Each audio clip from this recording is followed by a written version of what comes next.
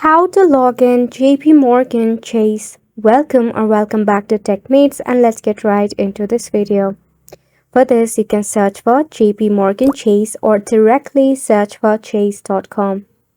In the case, tap on jpmorgan.com. You'll be redirected to the official webpage of it. To log in for your JPMorgan Chase, you can directly search for chase.com. If not, tap on the menu option and select on Login option at the bottom.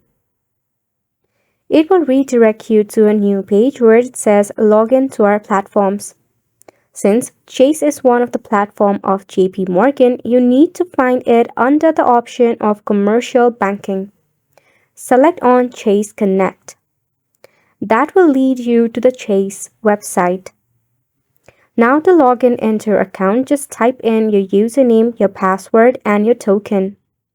If you don't have a token, untick the box of Use Token. Select on Forgot Username or Password in the case of forgotten credentials.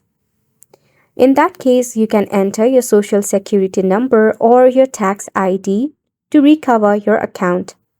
If you do not have an SSN, you can enter your DOB and recover your account as well. By this way, you'll be able to log in into your Chase account. Which brings us to the end of the video as well. Thank you so much for tuning in.